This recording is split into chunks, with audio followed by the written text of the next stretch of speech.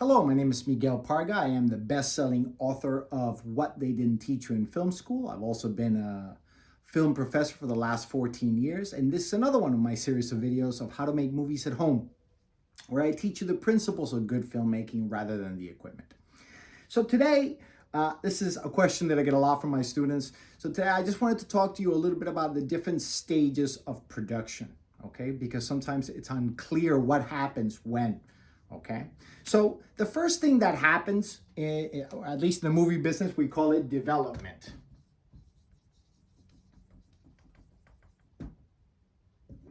And development is the time period between the first inception of the idea, when you first decide, oh, I want to make a movie about this.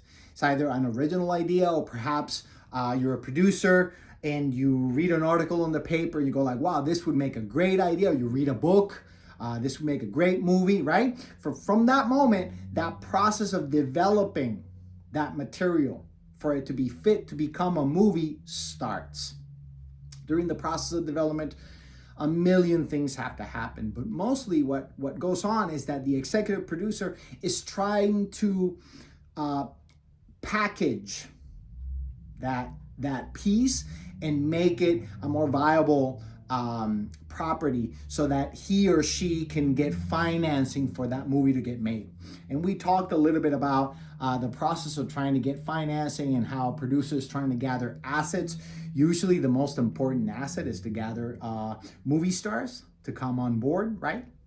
And oftentimes an executive producer will get letters of agreement from or I should say letters of intent from an actor that says, oh yes, I'm interested in this project and I want to make it. The letter of intent is not a contract. The actor is just telling you that they're interested, and then the producer goes with that letter of intent to a studio or to his investor, his or her investors, and they try and get money for that movie to get made, okay?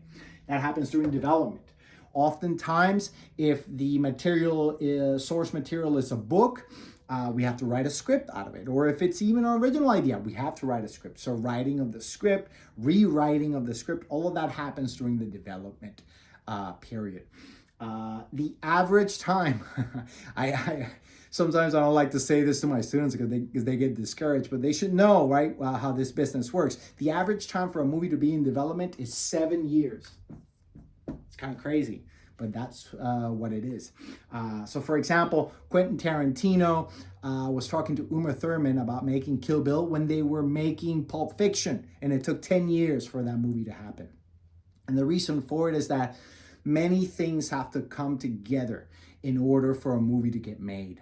All the people involved have to come together at the same time. Their schedules have to work. The money has to come in. All the pieces have to be in the right spot.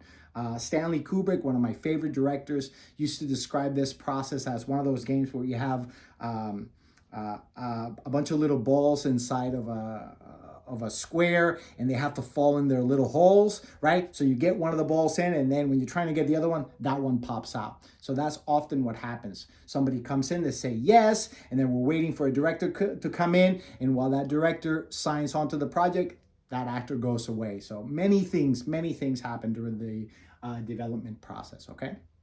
Once money is invested, once, let's say the studios give you what we call the green light, then we go into pre-production.